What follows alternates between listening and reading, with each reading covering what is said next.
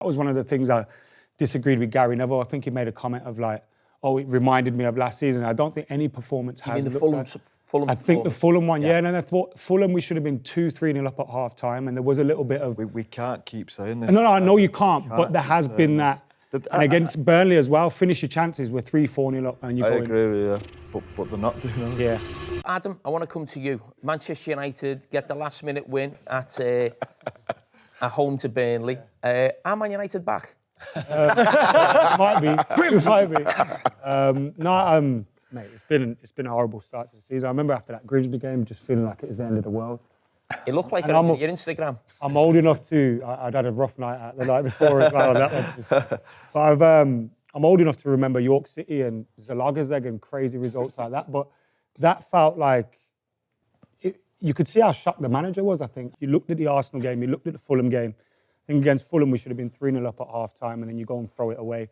And I think he was probably thinking, right, someone's going to get a slapping and it's going to be Grimsby, and then we're 2-0 down, like really quick. Andre Onana's chucking it in the net, and you're like, what's happening? I think he thought he lost them and everything. And I like someone being emotional, but when you're Manchester United manager, you probably have to tone it down a little bit and, you know, hold your head a little bit. And he obviously came out after the day after, like, sometimes I'm going to love my players, sometimes I'm going to hate them. And I was like, he's just like me, but please don't say that out loud. So I think if you take away the Grimsby game, which you can't because it happened, I think the performances in the league have shown an improvement, but they're showing we're not scoring goals and we're not keeping them out. And you have to sort that goalkeeper situation out. And if this Lemon fella's any good, then we might be all right.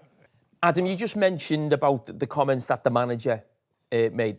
He said, my players spoke really loud. I sometimes hate my players.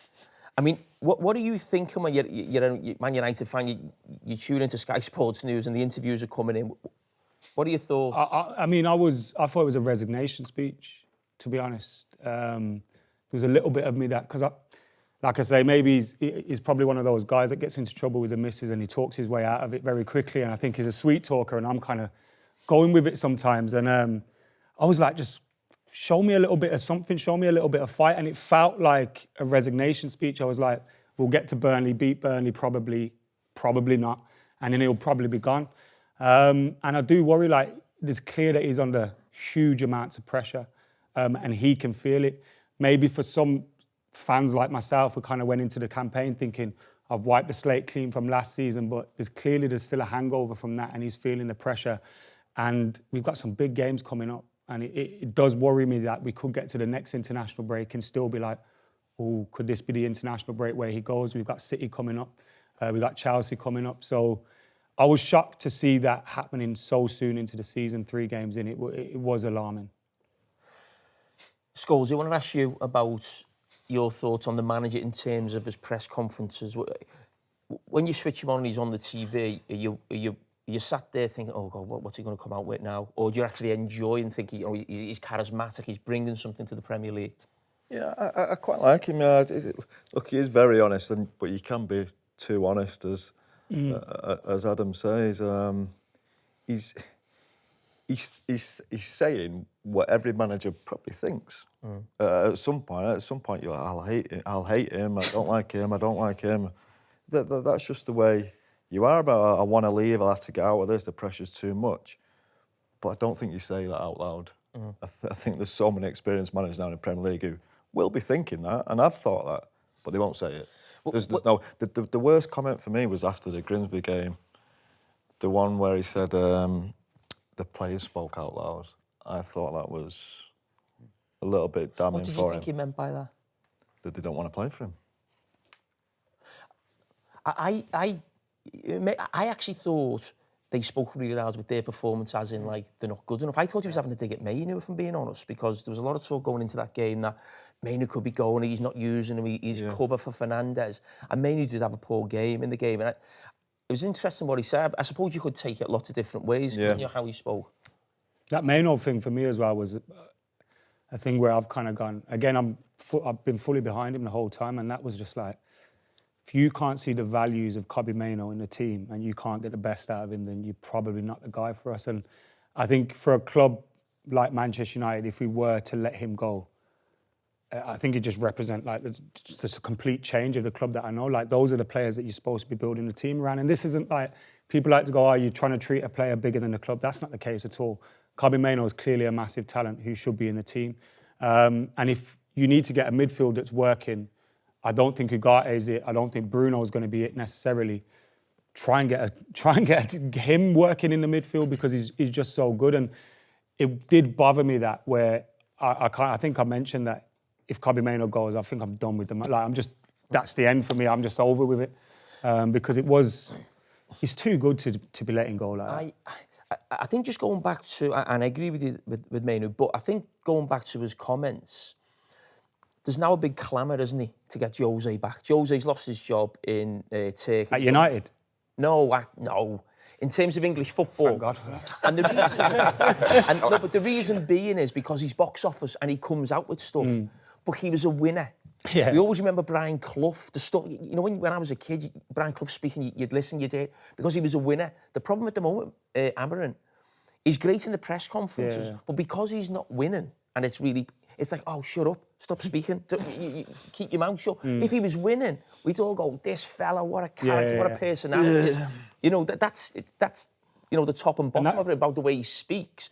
Because I actually look at it and think, if he wasn't so charismatic in the press conference, he wasn't such a good-looking man, he might have actually lost his job a lot earlier. If he was a bit like David Moyes, when you look at the results, they're horrendous. The results are horrendous, and I think that's where the pressure's coming from for him. And you can just feel it building. And like I said, I think that Grimsby performance, more than a result, because those results can happen, I think the performance was something where he went, oh, God, like this is a lot worse than I thought. Sorry, Adam, we see them Grimsby. Look, I'm not excusing players or the team, but them games are difficult when a lot of players come. I've seen it when we were playing.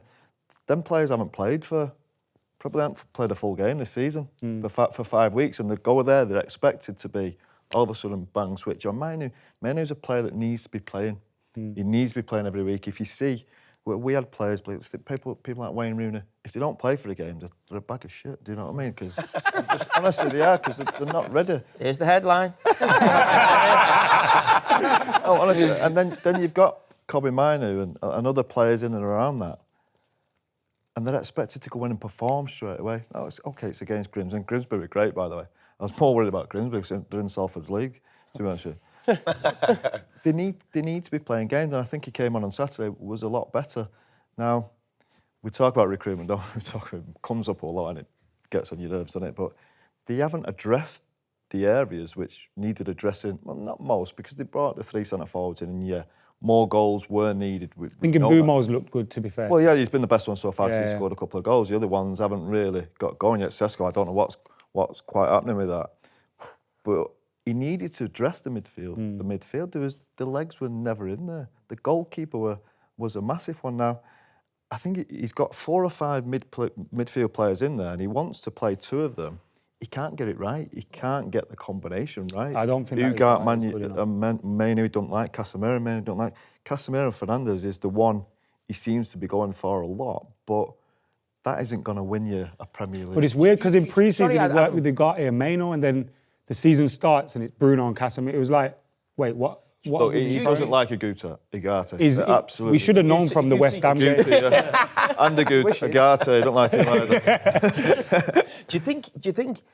Listen, Manchester United, we know right now, are obviously a long way from winning the Premier League. But do you think the manager's set up and his style, do you think that can win the Premier League?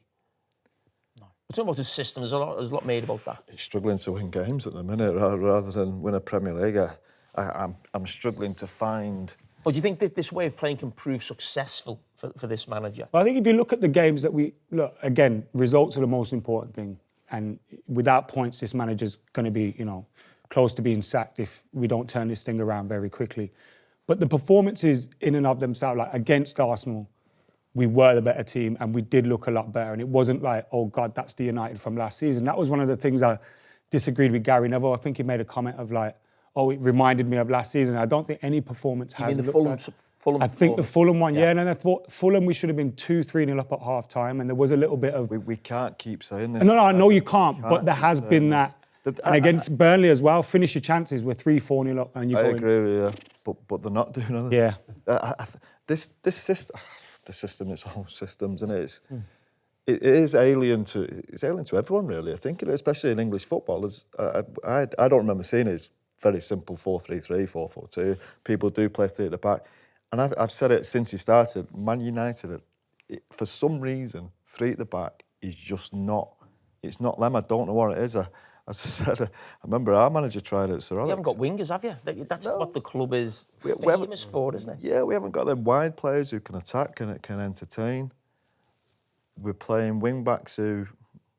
Diallo's he's a wing back, isn't he? Sorry, he's a winger. It's been really poor this season as well. And you're thinking, is that because of the change in position? He was one of our best players last season. But I do also think as well, and thankfully, seems we're making a signing at the moment.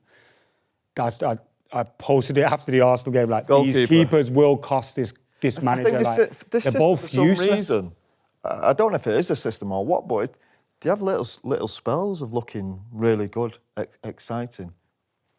And then have spells which are so. And then someone has a shot bad. and the keeper lets it in. But I think a lot of it will come, all the time, yeah. I think a lot of good teams at the midfield sorted, don't they?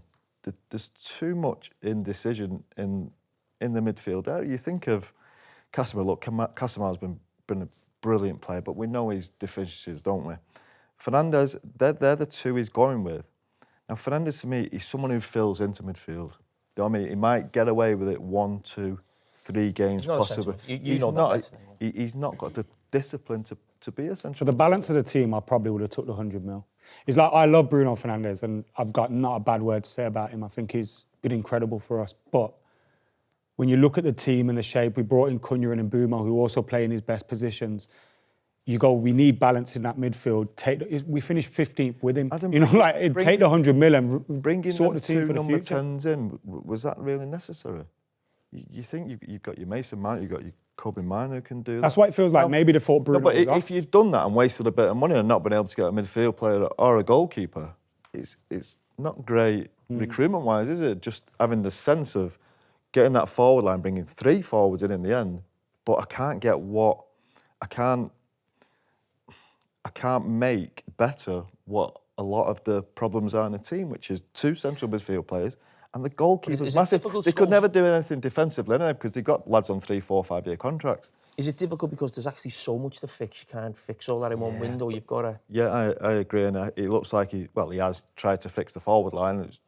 There's signs of it working, but still, I think he felt the lads probably score we could goals. survive with these 2 keepers for this season, and then the season started. Going, Oh, absolutely not. He's got to start that. Lemon or what? Lemons. I don't know. I don't know a clue who he is. I hope he's good.